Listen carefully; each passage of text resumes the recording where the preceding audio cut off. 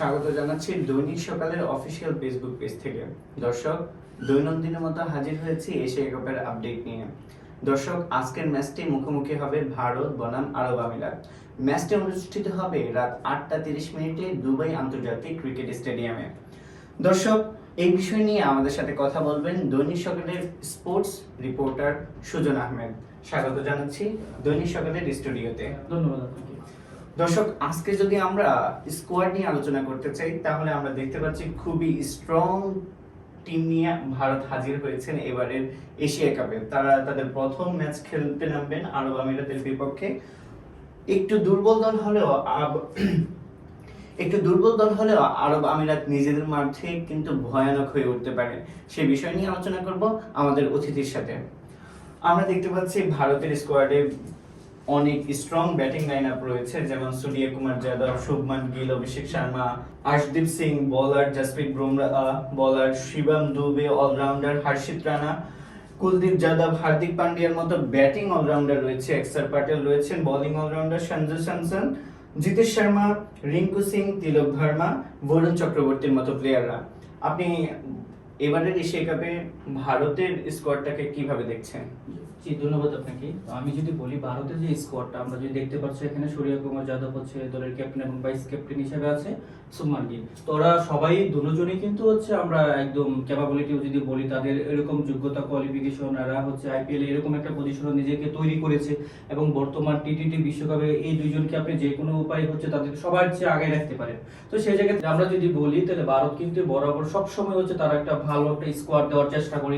তো তাদের দলের প্রত্যেকটা ব্যাটসম্যানই হচ্ছে ডমিনেট করার মতো এরকম একজন প্লেয়ার, তাদের এরকম ক্যাপাবিলিটি আছে। আমরা যদি দেখি এখানে জসপ্রীত বুমরাহ হচ্ছে বোলিং এর মধ্যে পুরো ওয়ার্ল্ডের মধ্যে যদি বলি কয়েকজন বোলারের মধ্যে সবার চেয়ে আগেই থাকবে জসপ্রীত বুমরাহ, তার এতটুকু ক্যাপাবিলিটি আছে। এদিকে যদি আমরা অভিষেক শর্মা, সে এরকম একজন ব্যাটসম্যান, আমরা যদি তার আইপিএল এর ব্যাটিং গুলো দেখি তাই সে কিন্তু যে কোনো মুহূর্তে হচ্ছে তার একটা ম্যাচকে ঘুরে দিতে পারে। তো ওই জায়গা থেকে আমি তাদের দলটাকে বলি যে নতুন এবং পুরাতনের যে সামঞ্জস্যপূর্ণ একটা দল হয়েছে, খুবই ভালো একটা দল। তো আশা করি তারা আজকে এককভাবে ডমিনেট করবে এই ইউনাইটেড আরব আমিরাতের সাথে। অপরদিকে আমরা যদি বলি, যদিও আরব আমিরাত বর্তমানে তেমন একটা ফর্মে নেই, কিন্তু আরব আমিরাতে টি10 সহ অনেক ধরনের লিগের খেলা হয় এবং তারাও কিন্তু চাপ নিতে সক্ষম। বিশেষ করে আমি যদি মোহাম্মদ ওয়াসিমের কথা বলি, ওপেনিং ব্যাটার, তিনি কিন্তু একজন ডিভাস্টেটিং প্লেয়ার। যদি টিকে যান তাহলে কিন্তু বোলারদের উপর কিভাবে চড়াও হতে হয় তিনি কিন্তু খুব ভালো করে জানেন সেটা। আপনি এটাকে কিভাবে দেখছেন? আমি যদি বলি যে মোহাম্মদ ওয়াসিম আছে, তারপর হচ্ছে আসিফ খান, তারা দুইজনেই কিন্তু খুবই ভালো ব্যাটসম্যান এবং তাদের এরকম কোয়ালিটি আছে যারা যে কোনো মধ্যে তারা হচ্ছে একটা ম্যাচকে ঘুরে দিতে পারে। আমরা যদি তাদের পরিসংখ্যানগুলো দেখি, ভারত এবং ইউনাইটেড আরব আমিরাত দুইবার মুখোমুখি হয়েছে, একটা 2015 সালে, একটা হচ্ছে 2016 সালে। ওই জায়গা থেকে আমরা যদি তাদেরকে দেখি যে দুটোই হচ্ছে ভারত এককভাবে আধিপত্য দেখে জয়লাভ করেছে। তারা হচ্ছে 2015 সালে ওয়ার্ল্ড কাপে যাদের সাথে যখন দেখা হয় ওইটাতে হচ্ছে তারা 9 উইকেটে হচ্ছে বিশাল ব্যবধানে একটা জয় ছিনিয়ে নিয়েছে। আবার আমরা যদি দেখি 2016 সালে এশিয়া কাপে, সেটা আবার আমাদের বাংলাদেশের মাটিতে হয়েছিল, ওইখানে হচ্ছে ভারত এককভাবে আধিপত্য দেখিয়েছে। তারা ওইখানে হচ্ছে 9 উইকেটে বিশাল ব্যবধানে একটা জয়লাভ করে। তো ওই জায়গা থেকে আমরা বলতেই পারি যে আসলে আজকের ম্যাচটা তাদের কোয়ালিটি আছে, বাট আমার মনে হয় না যে তারা খুব বেশি একটা ভারতের চাপ সামলে নিতে পারবে, আপনার মনে হচ্ছে না? আমরা যদি গতকালকের ম্যাচ নিয়ে কোনো কথা বলতে চাই, যে গতকালকের ম্যাচ আমরা দেখতে পাচ্ছি যে গতকালকের ম্যাচ আফগানিস্তান বনাম হংকং, সেই ম্যাচটি আমরা দেখতে পেয়েছি এককভাবে আফগানিস্তানের দাপট দেখিয়েছে। ম্যাচটি জয়লাভ করেছে আফগানিস্তান এবং হংকং মাত্র 94 রানে 9 উইকেট হারিয়ে 20 ওভারে 94 রান করতে সক্ষম হয়েছে। আপনি সেটাকে কিভাবে দেখবেন? না, আমরা যদি দেখি বর্তমান টি20 ওয়ার্ল্ডের মধ্যে যদি আমরা যদি পুরো ওয়ার্ল্ডে যদি দেখি আফগানিস্তানের অবস্থান, আফগানিস্তান নিজেদেরকে এরকম ভাবে তৈরি করেছে, তারা হচ্ছে আমরা যেই কোনো আফগানিস্তান আজকে আমরা যদি তাদের প্রিভিয়াস ম্যাচগুলো দেখি, তারা কিন্তু যেই কোনো দলকে হচ্ছে হারিয়ে দেওয়ার মতো সক্ষমতা তাদের আছে।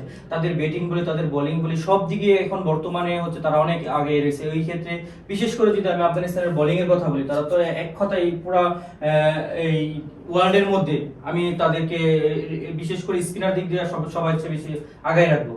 ওই জায়গা থেকে তারা হচ্ছে কালকে এককভাবে আধিপত্য দেখিয়েছে। যেহেতু হংকং একটা ছোট দল, ওই তুলনায় আসলে তারা ওইরকম ভাবে ভালো কিছু করতে পারেনি। আমরা যদি একটা জিনিস লক্ষ্য করি যে আফগানিস্তান তাদের ম্যাচের মধ্যে কিন্তু অনেকগুলো ভুল করেছে, যেটা বাংলাদেশ অথবা শ্রীলঙ্কা যদি হতো, তাহলে সেখানে আফগানিস্তানের অনেক বড় ধস নেমে যেত। যেমন সেদিকুল্লাহ আতাল, সে দ্বিতীয় বলে তার উইকেটটা কিন্তু পড়তে পারতো, এবং সে অনেকগুলা 3টা ক্যাচ তার ছুটেছে, একেবারে ইজি ক্যাচ ছিল, যেটা গিফট ক্যাচ বলা যেতে পারে, কিন্তু সেগুলো ছেড়ে তারা আসলে ম্যাচ থেকে ছিটকে গেছে।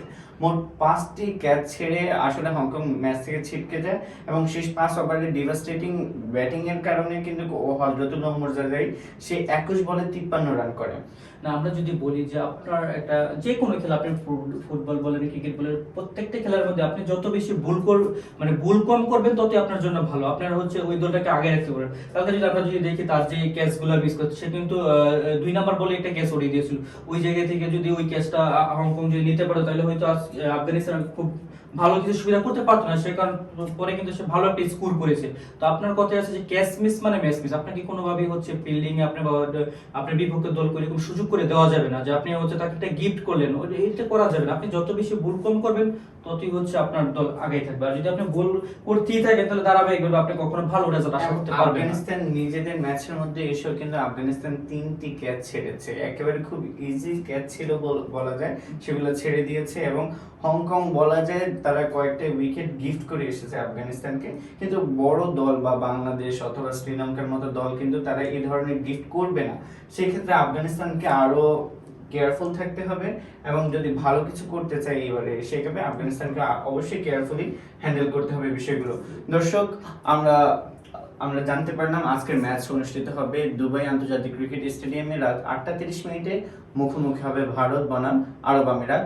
বাংলাদেশের ম্যাচ যেটি অনুষ্ঠিত হবে কাল রাত 8:30। সবাই ভালো থাকুন, সুস্থ থাকুন এবং আমাদের সাথেই থাকুন। আসসালামু আলাইকুম।